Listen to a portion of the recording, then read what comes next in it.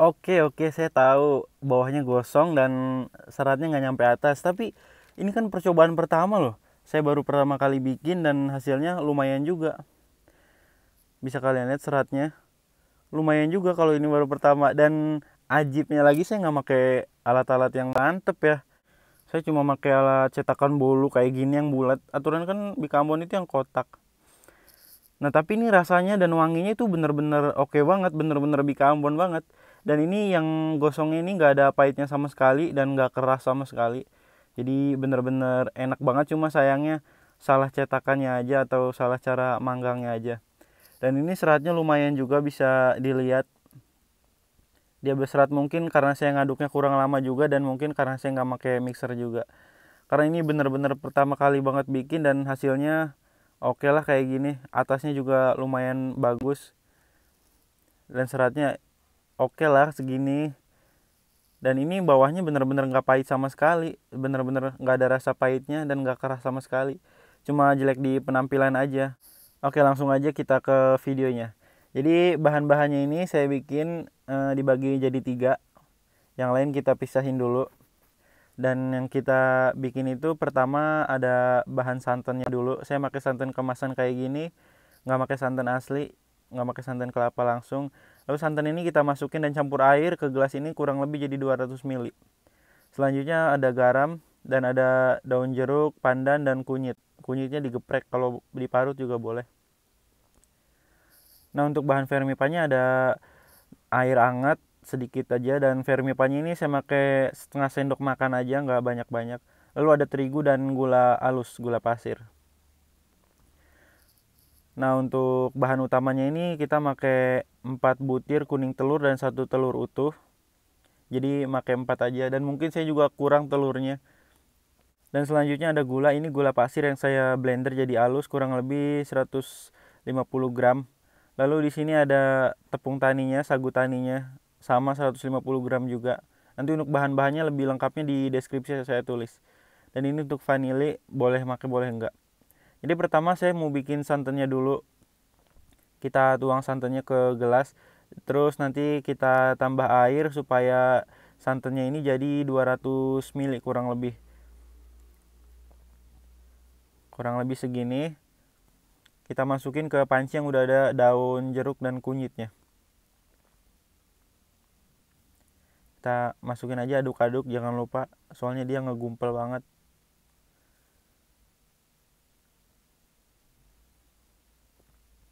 Kalau santannya udah masuk semua, sekarang kita bisa tambah garam secukupnya aja, nggak usah terlalu banyak. Kita kasih garam dan santan ini siap kita rebus, nggak usah terlalu lama, yang penting sampai mendidih dan warnanya jadi agak kuning. Pokoknya sambil aduk-aduk terus aja kalau udah mendidih gini. Dan ini wanginya bener-bener udah Bika Ambon banget. Pokoknya seluruh isi ruangan pasti wangi Bika Ambon. Dan kita matiin aja kompornya dan kita diamin dulu. Sambil nunggu dingin kita bikin biangnya.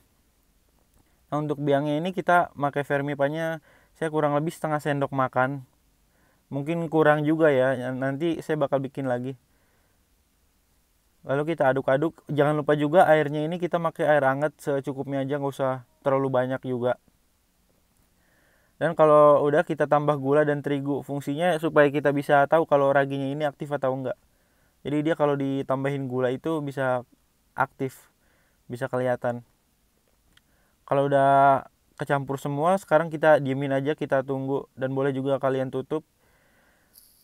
Dan sambil nunggu raginya ini jadi, biangnya ini jadi, kita bikin adonan kuenya. Pertama kita masukin telurnya. Mungkin kalian kalau mau bikin bisa ditambahin 1 lagi telurnya. Lalu kita masukin gulanya. Kalau kalian pakai mixer nggak perlu dihalusin juga mungkin nggak masalah ya. Karena ini saya nggak pakai mixer jadi gulanya saya halusin. Dan ini gulanya kurang lebih kalau nggak salah 10 sendok makan. Nanti saya bakal taruh di deskripsi. Terus langsung aja kita aduk-aduk. Dan ini nggak sesulit yang kalian bayangin. Mungkin kalian mikirnya ngaduknya bakal lama, tapi ini nggak kok, nggak lama. Dia cepat larut kalau kalian pakai whisk kayak gini. Pokoknya kalian aduk-aduk terus aja sampai agak ngembang. Dan ini bagusnya sih pakai mixer ya supaya lebih cepat juga, dan mungkin nanti kalau pakai mixer itu ngaruh ke seratnya juga. Karena saya nggak ada jadi cukup pakai whisk aja. Dan buktinya berhasil. Mungkin kalau manggangnya bener, pakai oven dan cetakannya bener, mungkin hasilnya bakal lebih bagus lagi. Dan ini pun hasilnya enak banget kalau untuk rasa. Nah kalau udah kecampur semua gini, berubah warna jadi gini, berarti ini tandanya udah jadi, udah kecampur gula dan telurnya. Nggak usah sampai ngembang sampai kaku gitu. Kalian kocok terus. Dan selanjutnya siap kita tambahin tepungnya. Masukin tepungnya sedikit-sedikit, dan ini nggak kayak tepung terigu, dia nggak ada yang ngegumpel sama sekali. Jadi gampang banget, apa ya namanya, kayak larut gitu. Jadi dia nggak nyiksa banget. Nah jadi apa ya, dia itu kayak gampang nyatu gitu sama yang cairnya, jadi kita nggak terlalu capek ngaduknya. Gampang banget, bisa dilihat aja di video, dia gampang banget nyatu, nggak perlu waktu lama. Jadi enak banget deh, nggak terlalu ini, asik banget bikinnya. Kalian aduk aja, nanti kalau udah kecampur semua, udah sagu taninya udah kecampur sama adonan telurnya, kalian masukin lagi. Kalian ulangi terus sampai sagunya habis, dan kalau bisa jangan sekaligus ya, karena susah juga kalau sekaligus. Jadi dikit-dikit aja, dikit-dikit tapi pasti. Kita aduk-aduk lagi aja. Dan kalau kalian punya oven, pasti hasilnya bisa lebih bagus lagi. Dan cetakannya itu kalau bisa yang kotak gitu, yang kotak terus agak tinggi, jadi bagus hasilnya. Terus kan kalau pakai oven dia bisa pakai api atas, jadi bawahnya nggak terlalu gosong, tapi atasnya udah agak coklat gitu, jadi keren banget. Mungkin nanti saya bakal nyoba pakai adonan yang sama, tapi nggak pakai panci lagi, tapi pakai oven.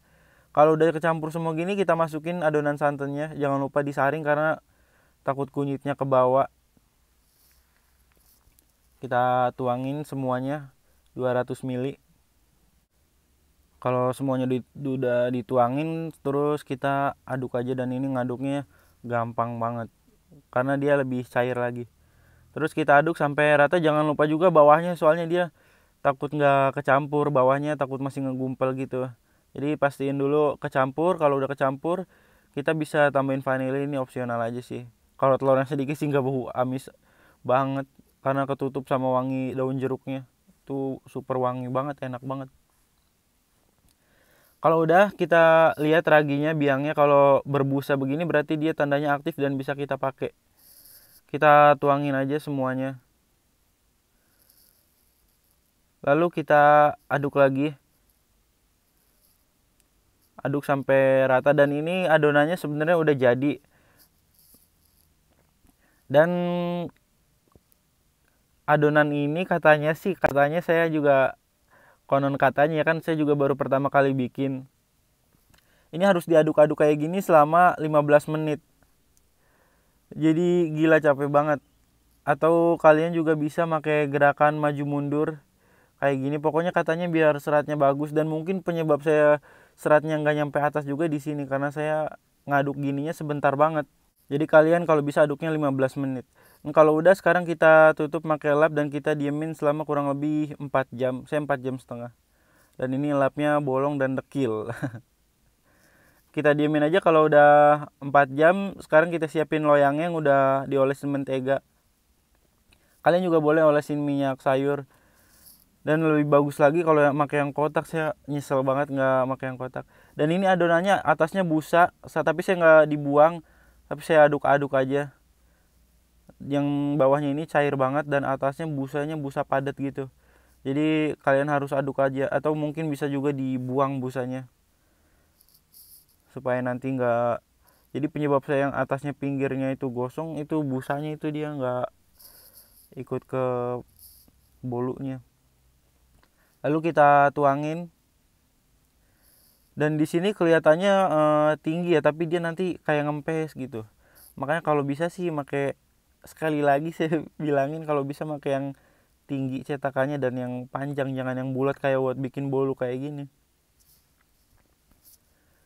Dan kalau udah, langsung aja kita panggang, kita masukin Saya pakai panci yang atasnya kaca supaya lebih gampang dilihatnya, dan saya pakai api sedang. Dan ini 5 menit pertama dia turun, dan busa-busa pinggirannya ini yang bikin jelek nih, yang bikin gosongnya jelek.